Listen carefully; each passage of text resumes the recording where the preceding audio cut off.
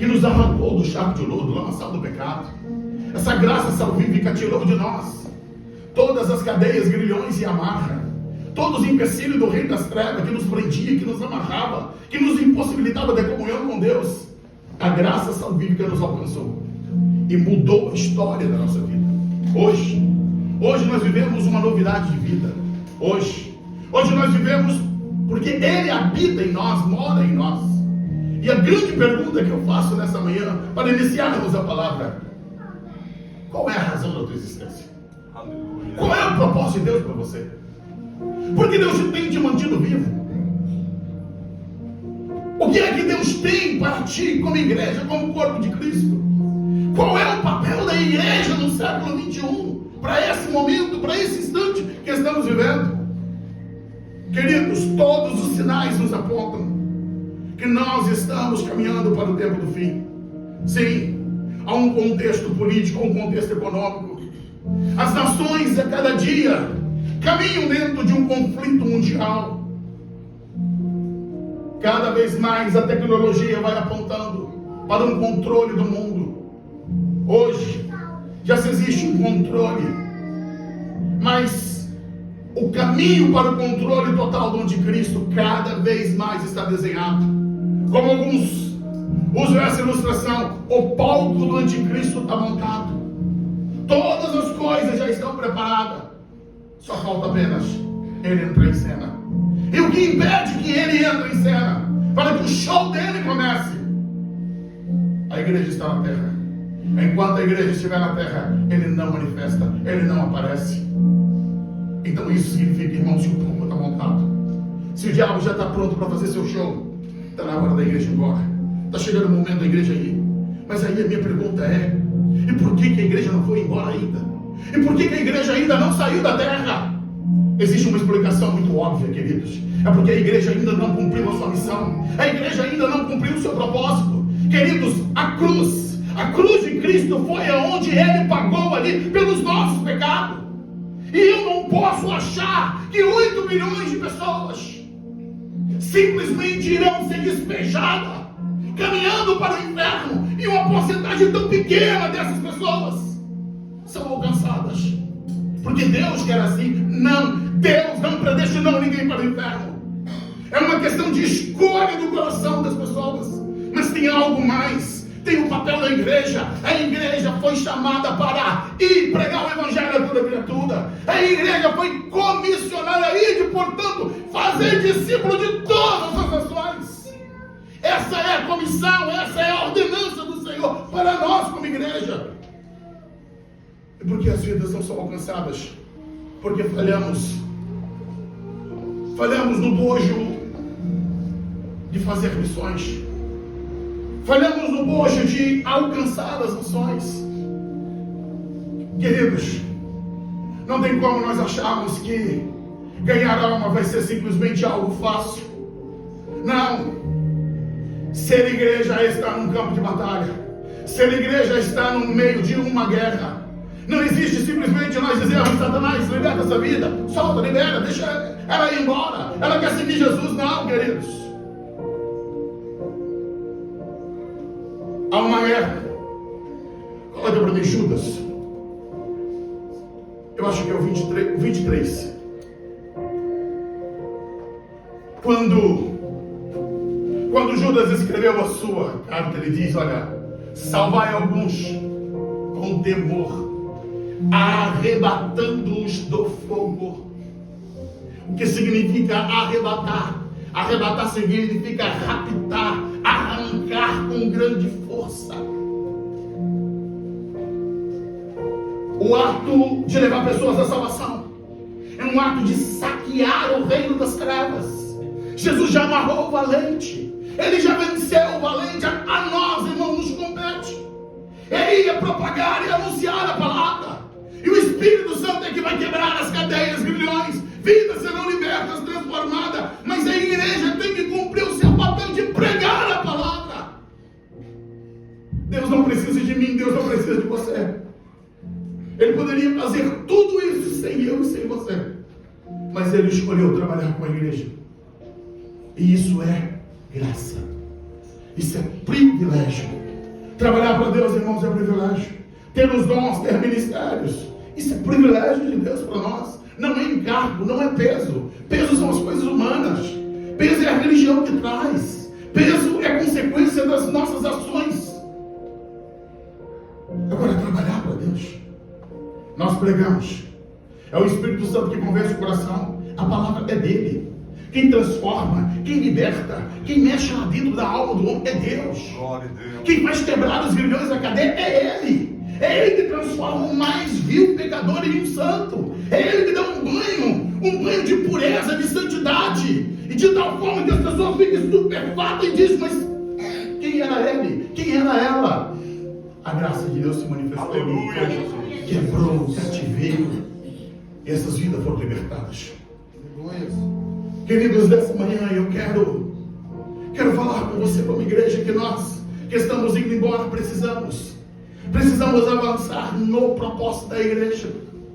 Porque se a igreja não cumprir o seu papel, muitas e muitas vidas deixarão de serem alcançadas com a palavra. O texto que acabamos de ler, que fala do evangelho da igreja sendo formada em Antioquia, e eu confesso que me apaixono por isso. Olhar os métodos de Deus, olhar os meios que Deus trabalha. Entenda, a igreja, ela nasce em Jerusalém. Em Atos 2, o Espírito é derramado. Que glória, que maravilha. No primeiro dia que o Espírito é derramado, Pedro levanta a sua voz, prega, 3.000 almas são convertidas. A graça é derramada nos corações. O povo permanece fiel. Todos os dias está unido. De casa em casa partia o pão. Havia uma alegria enorme. A cada dia o Senhor ia acrescentando os que iam sendo salvos. Eles permaneciam na doutrina dos apóstolos. Aí vem Atos 3. Pedro e João vai para o templo. Ali um paralítico é curado. Aquilo impactua. Gera um grande impacto. Aquele homem agora é testemunha viva do Jesus que curou. Aquilo incomoda os líderes. Eles são convocados para dar explicação. Qual o resultado de tudo isso? Aquele homem que foi curado. O impacto daquela cura. 5.000 almas são mais convertidas ao Senhor. A igreja está explodindo em crescimento. A igreja vai avançando. Jerusalém ficou pequena. Havia uma manifestação de glória, de crescimento, de desenvolvimento. A alegria do Senhor estava ali. Deus estava fazendo algo tremendo e forte. Aleluia, Jesus. Resumindo, irmãos, para entrarmos na palavra daqui. Só que eu não sei se houve acomodação. Eu não sei se eles entenderam errado o propósito. Jesus, ele disse em Atos: ser-me-eis minha testemunha, tanto em Jerusalém, Judeia, Samaria, até os confins da terra. O evangelho estava ali em Jerusalém, mas eles não estavam preocupados com Samaria, não estavam preocupados com a Judeia, não estavam preocupados com os confins da terra. E aí Deus mexe com o pior meio possível, chamado perseguição. O capítulo 7. Ali tem o primeiro mártir da igreja. Estevão, ele é apedrejado. Levanta-se uma grande perseguição para a igreja. Isso traz um impacto enorme. A ponto de trazer para a igreja não só o peso da dor da perca do diácono, querido, amado e precioso, não. A perseguição se instaurou de tal forma que todos são espalhados, todos são lançados fora. Em Jerusalém só ficam os apóstolos. Os irmãos todos, eles são levados para fora de Jerusalém. Mas por que estavam atendendo isso? Porque entenderam que eram testemunhas? Porque entenderam que tinha que pregar? Não. Eles foram dispersos por causa da perseguição. É isso que está dizendo no verso 19. A perseguição levou eles a serem dispersos. E aqui, irmãos, quando nós falamos de dispersão, estamos falando de perdas. Você é um imigrante. Grande parte daqui são imigrantes. Quem imigra deixa para trás família, amigos, história, bens. desfaz de inúmeras coisas. Quem vai emigrar? Agora quem vai ser disperso? A perca ainda é muito maior. Salve-se o que puder. Esses irmãos deixaram casas, deixaram bens, porque tinha que se preservar a vida, o bem maior. E saíram espalhados. Atos 8 diz que um dos diáconos, o sobrevivente, Estevão foi morto, mas Filipe, o diácono, vai para Samaria. Em Samaria ele promove um grande avivamento, algo tremendo, espetacular, que marca aquela cidade, vira ela de cabeça para baixo. Mas eu não quero falar sobre Samaria hoje, eu quero falar de Antioquia. E a Bíblia está dizendo que esses dispersos, eles saíram de Jerusalém, mas sem murmuração, irmãos.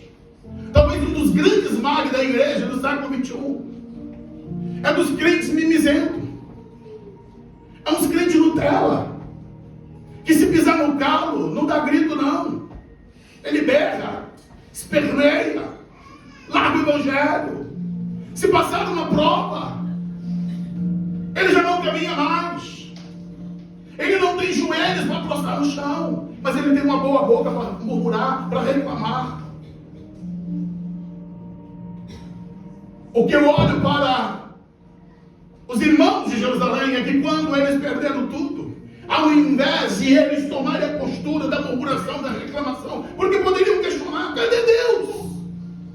Senhor, estamos aqui fazendo a tua obra, estamos aqui cuidando, pregando, anunciando. O Senhor deixou que Estevão morresse. Volta um pouquinho no capítulo 8 de Atos. Às vezes nós olhamos para a Bíblia e esquecemos de alguns detalhes, irmãos. Volta a partir do verso 1. Olha o efeito disso. E também Saulo consentia na morte dele. E fez-se naquele dia uma grande perseguição contra a igreja que estava em Jerusalém. E todos foram dispersos pela terra da Judéia e de Samaria, exceto os apóstolos. Viu, Lucas? E uns homens piedosos foram enterrar Estevão e fizeram sobre ele grande pompa. Quando eu olho para esse texto, sabe, presbíteros, eu fico a imaginar eles olhando ali, aquele que outrora caminhou, conversou, todo quebrado de pedrada, destruído o seu corpo, machucado, sem vida. A Bíblia diz que eles choram, tem um pranto terrível de olhar aquele irmão que tanto caminhou junto. Qual é o erro dele? Apenas pregar a palavra, somente viver o evangelho. Mas eles têm a dor de olhar agora o seu amigo, o seu colega, despedaçado pelas pedras. Mas em nenhum momento eles afrontam Deus. Em nenhum momento eles dizem: Deus, o Senhor falhou, o Senhor errou. Também não vejo aqui em nenhum momento alguém dizer: ele vai ressuscitar. Deus tem seus caminhos e seus propósitos. Imagine se Estevão ressuscita. Eita, que impacto não seria? Afinal de contas, isso ocorre mais tarde com Paulo. Paulo foi apedrejado, deixado como morto. Só pararam de lançar pedras sobre Paulo porque achavam que ele estava morto. E quando os discípulos cercaram ele, está lá Paulo, sangrando, todo quebrado e arrebentado.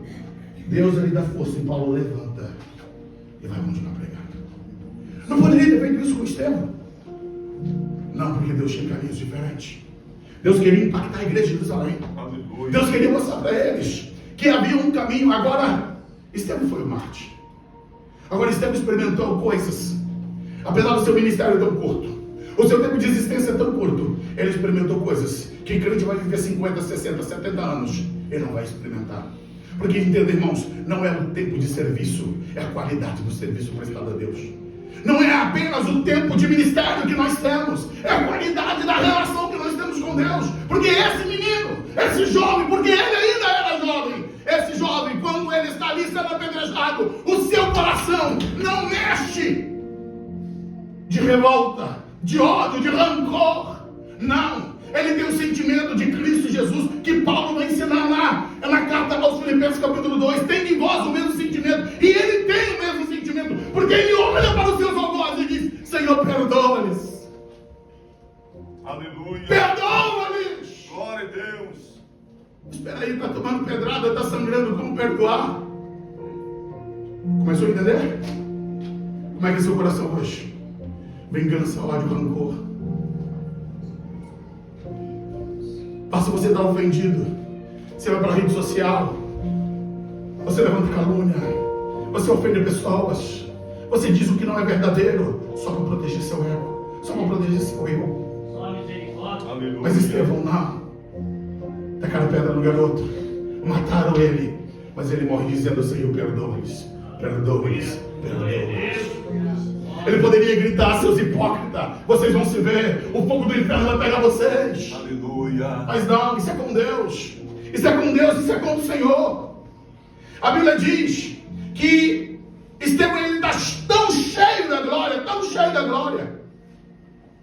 Volta para mim, Lucas, capítulo 7. Versículo 54 diz: e ouvindo eles isso, enfureceram-se em seus corações, rangiam os dentes contra ele. Entenda, eles estão cheios de ódio, estão cheios de rancor. Vira, Lucas, só rapidinho. Mas ele está cheio de espírito. Entenda, irmão, você não pode viver conforme o outro vive. Está cheio de ódio, está cheio de rancor. Não deixe isso afetar você não. Seja você alguém diferente. Aleluia. Não reaja como os outros, não ande como os outros. Seja você alguém diferente. Porque o contraste do 54 para o 55, que o pessoal está ali trincando bem de raiva, e ele está cheio de Espírito Santo. Aí o que ele faz? Ele olha para as pessoas. Não! Ele não está olhando para quem está cheio de ódio, não. A Bíblia diz que ele olha fixo para o céu. E quando ele olha para o céu, ele viu a glória de Deus. Ele olha para o céu e vê a glória. E Jesus estava à direita de Deus. Aleluia. O Cristo que morreu, agora ressurreto, estava à direita de Deus. Estevão está olhando para ele lá. Vira, Lucas. E ele disse, aí me brada para todos aqueles que estavam furiosos em volta dele: aleluia. Eis que vejo os céus abertos, e o Filho do Homem está em pé à direita de Deus. Ele está dando testemunho. Vira, Lucas. Mas eles gritaram com grande voz, taparam seus ouvidos, arremeteram unânimes contra ele, expulsando da cidade, apedrejaram e dispuseram suas capas aos pés do jovem Saulo. Vira. Apedrejaram Estevão, que em invocação dizia: Senhor Jesus, Senhor Jesus, recebe o meu espírito. Igual o mestre, recebe o meu espírito, Senhor. Tem mais nada aqui, o corpo está quebrado, está arrebentado. Aleluia. Sobrou nada, destruíram tudo. Mas não pode tocar no meu espírito vai para ti, Senhor. O que está aqui dentro ninguém mexe. Pode mexer na carne, pode bater na carne, pode nos fazer sangrar, mas o espírito está aqui em comunhão com o Senhor. Ninguém toca, ninguém mexe. É por isso que ele diz: Senhor, recebe o meu espírito, ó Senhor. Pela luz.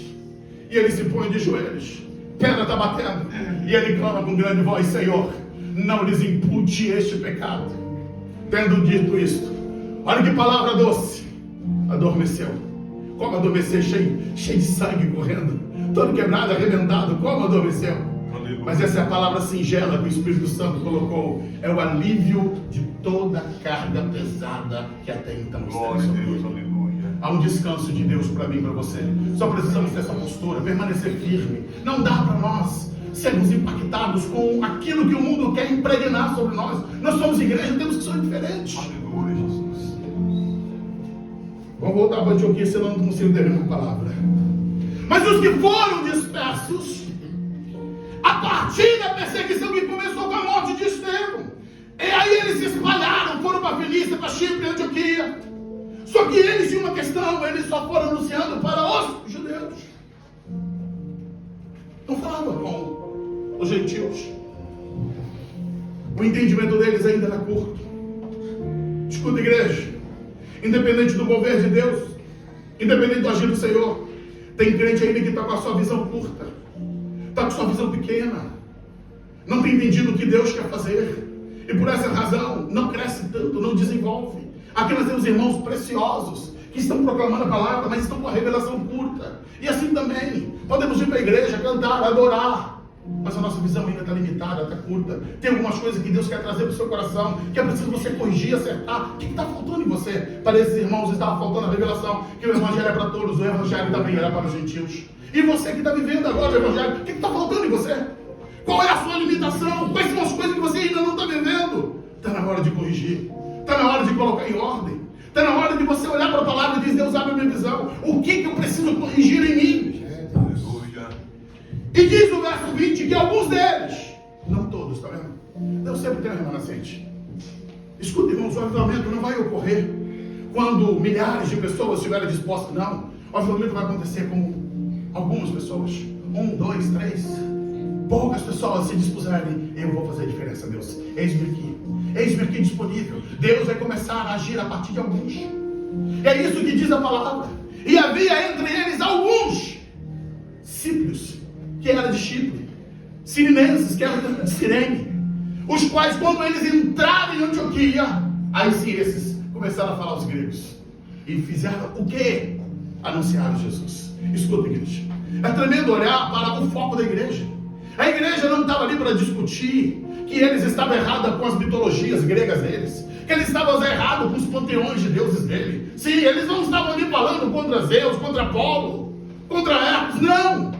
Estavam anunciando Jesus. O que salva é Jesus. Não adianta discutirmos o Evangelho, irmãos, é pregarmos Jesus. Que é Jesus que transforma a vida. Aleluia. É Jesus que vai mudar a vida. Oh, glória. E eles fizeram exatamente o caminho correto para que haja o avivamento.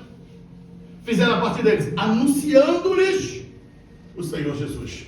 Filho Lucas, esse é o grande segredo da igreja. A mão do Senhor era com eles. Queridos, se nós buscarmos a Deus com um coração íntegro, com o nosso coração sincero, a mão do Senhor será conosco. A boa mão de Deus vai nos conduzir e vai nos levar a viver aquilo que é o propósito dele. Nós não podemos viver da nossa forma, da nossa maneira, achando que as coisas vão acontecer porque nós decidimos que aconteça. Não, as coisas vão acontecer porque Deus quer que elas aconteçam. E quem manda, quem comanda é Ele. A palavra final é dele, não é nossa. E esses discípulos, eles entenderam que eles dependiam dessa mão do Senhor. Dependia desse agir, desse mover, desse atuar de Deus.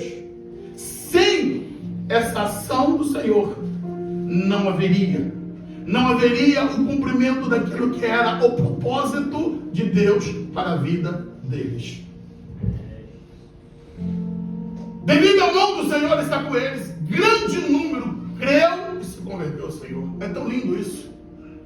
Entenda, Deus entende de números. Mas Deus, ele não infla a ego de ninguém. Ele não tem nenhum propósito, irmãos, de trabalhar com o ego das pessoas. Porque a glória tem que ser para Ele, a glória tem que ser dele. E por isso o Espírito Santo, ele vai resumir e dizer: olha, grande número creu e se converteu ao Senhor. Mas o que está ocorrendo aqui, irmãos? Está ocorrendo uma explosão de crescimento. E quem é que está liderando isso? O Espírito Santo. Quem é que está na frente? O Espírito Santo. É Ele que está movendo, que está agindo, que está fazendo.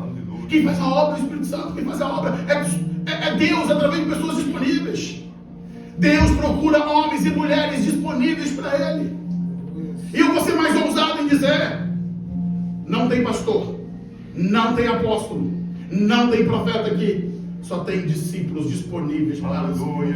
E Deus promove um grande crescimento. Glória ao teu nome, Jesus. Sim! Eu quero despertar isso em você. Deus usa pessoas que estão disponíveis para Ele. E a igreja de Antioquia, ela vai nascer exatamente dentro desse limiar de pessoas que se predispuseram em proclamar o nome do Senhor. Aleluia. Verso 22. Chegou a fama dessas coisas ao ouvido da igreja que estava em Jerusalém e enviaram Barnabé a Antioquia. Duas coisas importantes aqui, queridos. Primeiro, chegou a fama dessas coisas ao ouvido da igreja que estava em Jerusalém. Eu confesso que às vezes me preocupo muito. Como que é que a igreja divulga? Qual é a fama da igreja? Infelizmente, estamos produzindo uma série de crentes que não tem boa fama para Deus. além deles não viverem o Evangelho com seu testemunho, ainda eles fazem questão de tentar desenaltecer a igreja de Deus, manchar a igreja do Senhor com seus argumentos, com as suas insatisfações, com as suas falas imprecisas sobre Deus e sobre a sua igreja. A Bíblia está dizendo que a fama da igreja chega em Jerusalém Deus está salvando em Antioquia, a mão de Deus está lá, pessoas estão sendo convertidas, transformadas, libertas. Mas entenda, são duas coisas aqui. A primeira é que os fatos estavam chegando em Jerusalém de maneira correta.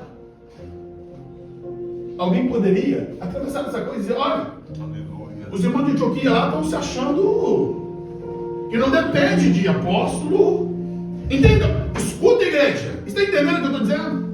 Poderia alguém chegar lá murmurando: olha, estão fazendo uma igreja de gentil, estão fazendo uma igreja lá à parte de vocês. Mas não, irmãos, quem levou a mensagem para Jerusalém levou as coisas de maneira correta, e é por isso que gera o impacto preciso. Quando você leva a mensagem errada, quando você dá o testemunho errado, quando você fala de maneira errada do que Deus está fazendo, você causa prejuízo ao reino de Deus. Você causa estrago no reino do Senhor. Alguém chega lá e transfere dizendo: olha, a mão de Deus está em Antioquia. E o que eles fazem então? A igreja entende que precisa enviar para lá um pastor. É preciso enviar alguém para lá que tem um ministério. E esse alguém é Barnabé, o levita, o filho da consolação. Não era apóstolo como os 12, mas alguém que trazia uma carga de experiência, de vida apostolar. E esse homem, ele é enviado a Antioquia. Queridos, o meu coração se enche de gozo em pensar que a igreja acertou em enviar Barnabé. Por quê? Vira para mim.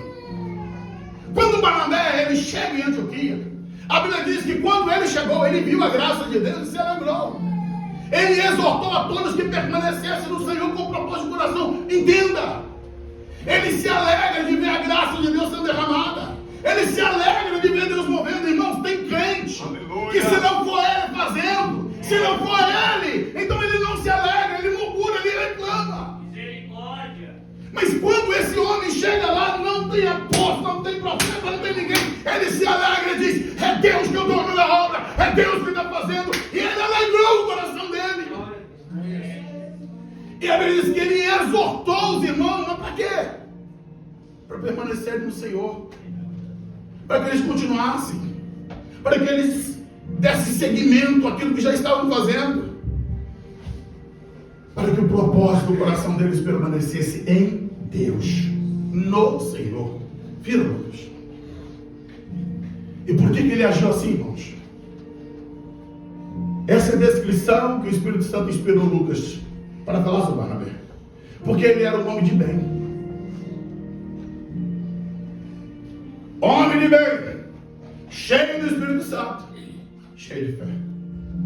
Essa é a característica de homens que vão impactar a nossa geração. Aleluia, glória. Essa é a característica de mulheres que vão impactar essa geração.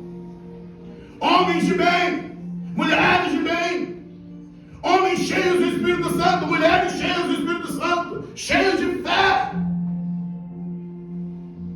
O que significa, pastor? Homem de bem.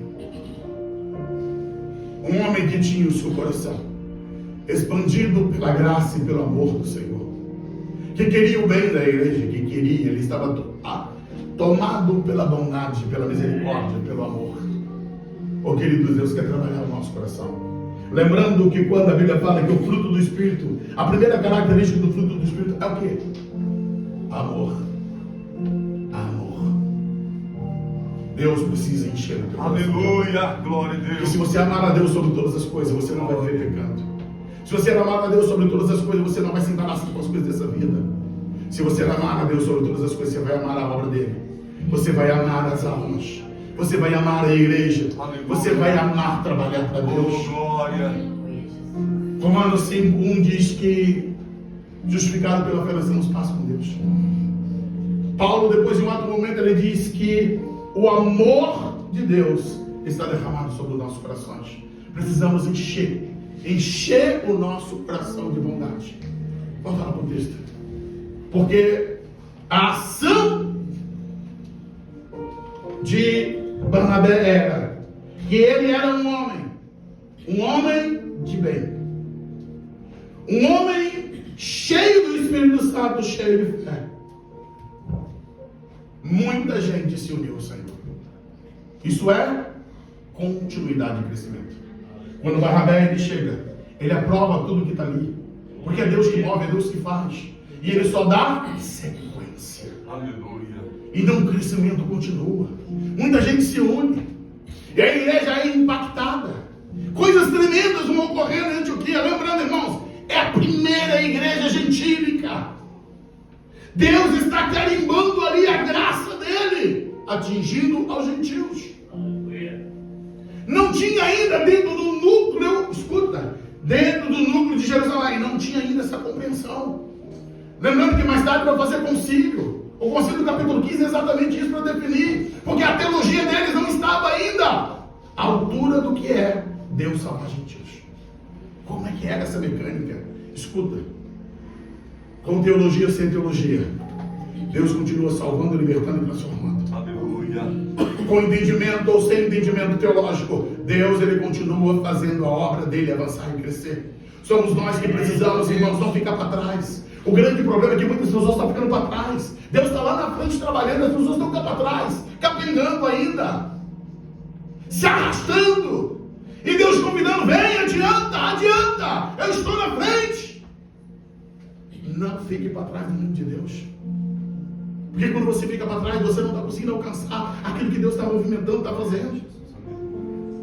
Vira, Lucas. Talvez, para mim, é o êxtase desse texto. Companheirismo, lealdade, compromisso. Barnabé foi escolhido de Jerusalém para fundar, escuta, a primeira igreja de Antioquia.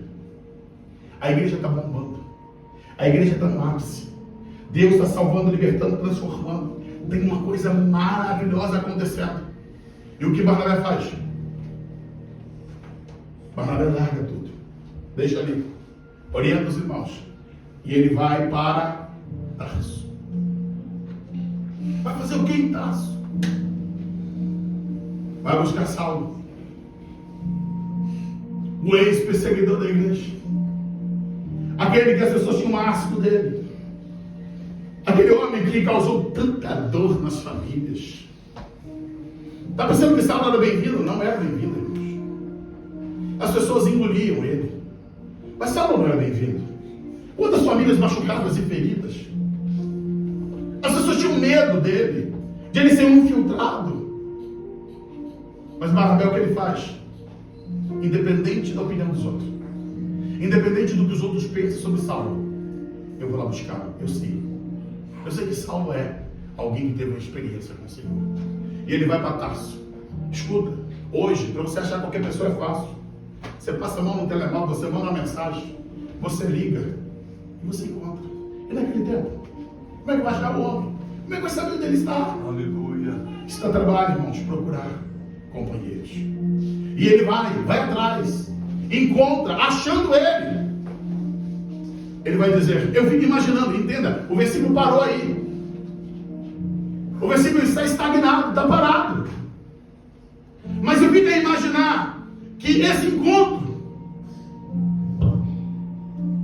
Barnabé deve ter dito, Saulo, eu vim aqui para te chamar, para você viver o ministério junto comigo. Saulo, Deus está bombando lá em Antioquia. Tem uma graça derramada, tem vidas ali que estão sendo alcançadas, entenda. E a turma é toda gentílica. Não tem nada a ver aquilo com Jerusalém, Paulo. Saulo, vamos para lá. Vão me ajudar. Qual é a postura de Saulo? Imediatamente, Saulo se levanta e diz: estou indo. Aleluia. Agora tem uma coisa aqui, irmãos. Barnabé não é parte dos 12. Tem muita gente com orgulho ferido, porque ela acha que para ela trabalhar para Deus, se o pastor não chamar para cantar, se o pastor não der oportunidade para ela, então Deus não está me chamando. Escuta, não é um dos 12, é só Barnabé. Barnabé não é um dos 12. E Barnabé vai falar com Saulo chamando ele. Se Saulo é um homem orgulhoso, dizer: não, se me querem em Antioquia, que venham eles aqui me chamar. Deus que falou que não era para frente de Jerusalém, então eu não vou para lá. Mas não, o coração dele é próprio, irmãos. Quem quer trabalhar para Deus não se amarra, não se prende, não se embaraça. Tem o seu coração livre.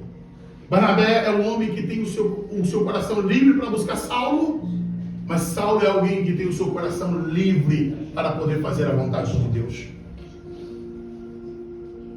E a Bíblia diz que, vira para mim, verso 26. E sucedeu que todo um ano se reuniram naquela igreja. Ensinaram muita gente. E em Antioquia foram os discípulos, pela primeira vez, chamados cristãos. Olha o impacto disso. Durante um ano a igreja se reúne naquele lugar. Muitas vidas são ensinadas, alcançadas. E Antioquia, a primeira vez, eles são chamados de cristãos. Cristo ungido. Cristãos poderiam parafrasear os ungidos ou aqueles que seguem a Cristo. Em Antioquia se faz então uma separação. Esse grupo não são judeus, não é do judaísmo, eles são cristãos. Aleluia. É ali que dá um nascedouro da igreja. É ali que dá esse impacto da igreja mundial, da igreja que vai alcançar as nações. A igreja sem reserva do judaísmo e está nascendo através de homens anônimos que o Espírito Santo derramou.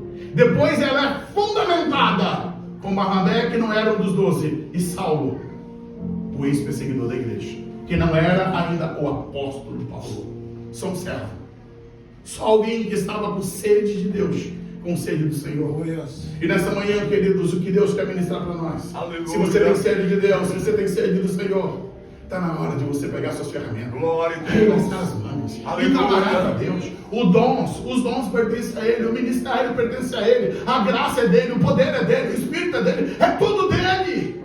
E o que está nos travando, irmão? O que está nos impedindo de trabalhar? Ferramentas estão disponíveis, o arsenal de Deus está disponível para todos nós. Por isso Paulo diz: revestimos de toda a armadura de Deus. Todas as armaduras que precisamos estão disponíveis. É só nós irmos e tomarmos. Aleluia. Glória a Deus. Aleluia. As sementes estão prontas. É só colocarmos ao lado e ir semear.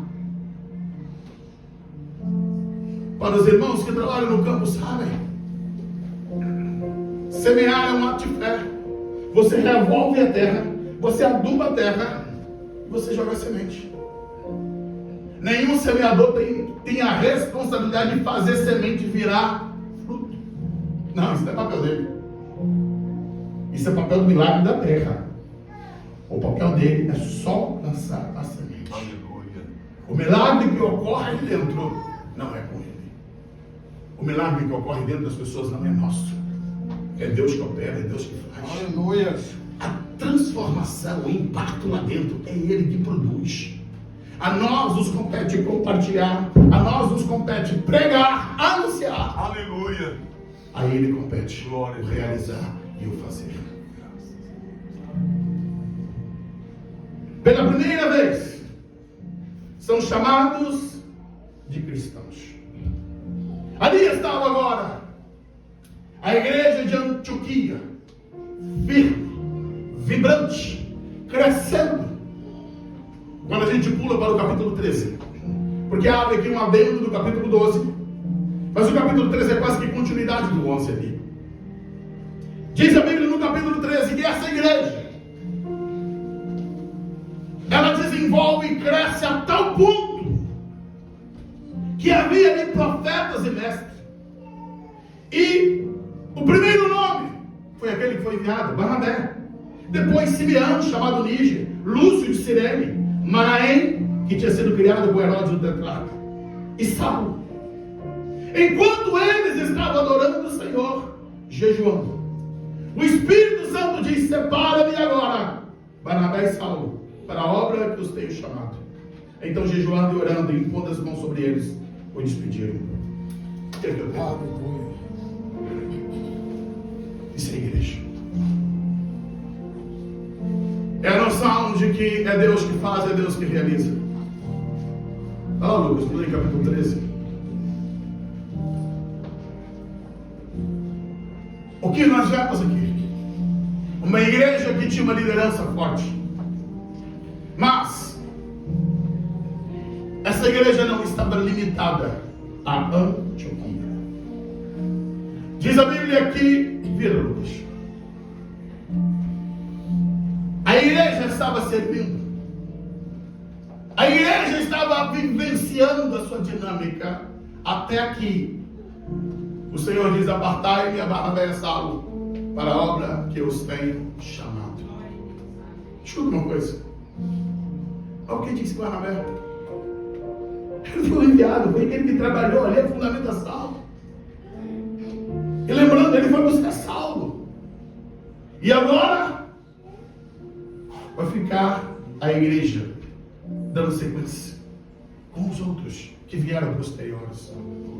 Irmãos, Deus está nos chamando, nos convocando para viver o Evangelho. Há muito ainda para ser alcançado. O meu coração cada vez mais ele explode em pensar: temos tão pouco tempo. E sabe qual é a maior dificuldade? Quando você olha para esse prisma, é que você não sabe quanto tempo tem. Não sabemos quanto tempo falta para a volta de Jesus. E não sabemos quanto tempo nós temos de existência. Por isso nós precisamos nos apressarmos no que diz respeito ao nosso funcionamento como igreja.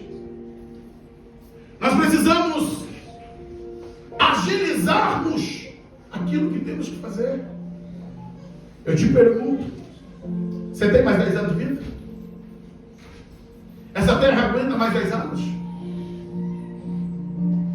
Se você tem uma resposta para dizer: pastor, não sei, eu te pergunto: como é que você vai colocar todos os seus planos de servir a Deus para daqui 15, 20 anos? Então isso significa dizer que Deus ele está nos chamando para uma posição imediata, irmãos. Deus está contando com a igreja. Deus está contando conosco.